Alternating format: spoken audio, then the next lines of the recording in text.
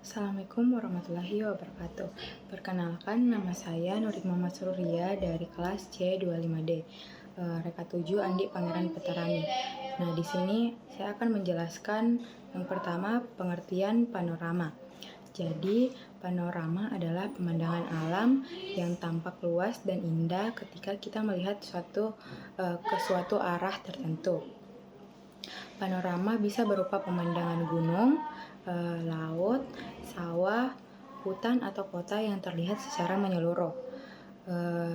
Dalam dunia seni rupa, panorama juga berarti gambar atau lukisan yang menggambarkan keindahan pemandangan alam secara luas. Biasanya memuat unsur darat, air, langit, dan kehidupan manusia di dalamnya. Selanjutnya, fungsi panorama. Panorama memiliki beberapa fungsi penting. Yang pertama, panorama berfungsi untuk memperlihatkan keindahan dan keagungan alam sehingga dapat menumbuhkan rasa syukur dan cinta lingkungan. Lalu yang kedua, panorama digunakan dalam karya seni sebagai media untuk mengekspresikan keindahan alam. Selain itu, panorama juga sering dijadikan sebagai bahan pembelajaran di sekolah untuk melatih keterampilan menggambar, memperkaya imajinasi, dan meningkatkan kemampuan mengamati bentuk serta warna di sekitar kita. Selanjutnya yaitu cara menggunakan panorama. Menggunakan panorama bisa dilakukan dengan dua cara, yaitu secara langsung dan melalui alat bantu. Secara langsung, kita bisa menikmati panorama dengan mata telanjang dari tempat yang tinggi seperti bukit atau menara. Sedangkan secara tidak langsung, panorama bisa dinikmati melalui kamera atau ponsel yang memiliki fitur mode panorama, di mana kita memotret dengan menggeser kamera secara perlahan ke arah kanan atau kiri agar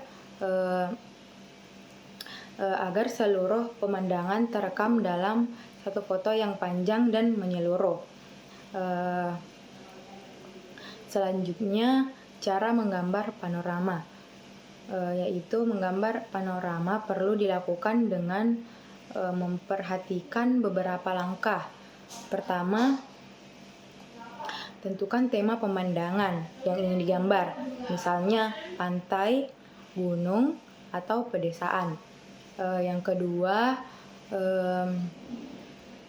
kedua, buatlah sketsa ringan menggunakan pensil, mulai dari garis horizon atau garis batas antara langit dan daratan. Lalu yang ketiga, tambahkan objek utama seperti gunung, pohon, rumah, atau sawah. Setelah itu, perjelas detailnya dengan berikan warna sesuai kenyataan, seperti langit berwarna biru muda, pohon hijau, dan tanah kecoklatan. Yang terakhir, rapikan hasil gambar agar tampak alami dan indah dilihat. Selanjutnya, yang kelima, pengertian kompas. Kompas adalah alat petunjuk arah yang digunakan untuk menentukan arah mata angin. Kompas bekerja dengan menggunakan jarum magnet yang selalu menunjuk ke arah utara bumi.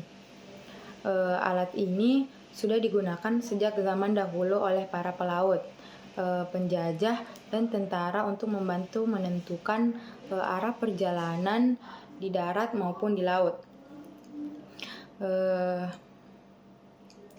Saat ini kompas masih digunakan dalam kegiatan seperti pramuka, pendakian, atau navigasi di alam terbuka.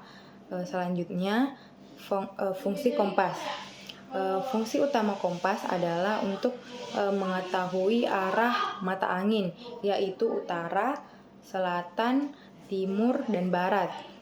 Selain itu, kompas juga membantu menentukan posisi seseorang di lapangan sehingga tidak tersesat saat melakukan perjalanan. Dalam kegiatan seperti mendaki gunung, orientasi medan, atau pembuatan peta, kompas menjadi alat penting untuk menentukan arah perjalanan, posisi tujuan, dan rute yang akan ditempuh dengan tepat. Selanjutnya bagian-bagian kompas.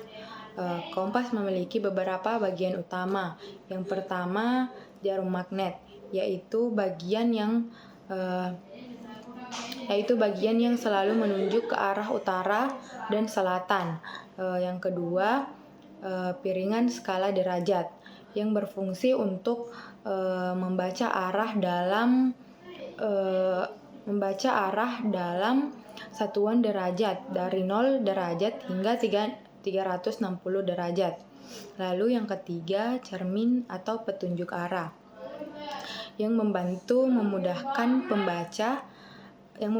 pembaca arah saat digunakan. Selain itu, ada juga alas kompas atau papan dasar yang biasanya dilengkapi dengan garis orientasi untuk memudahkan pengukuran azimut di peta. Selanjutnya, cara menggunakan kompas. Langkah-langkah menggunakan kompas adalah yang pertama, letakkan kompas di bidang datar atau di telapak tangan yang stabil.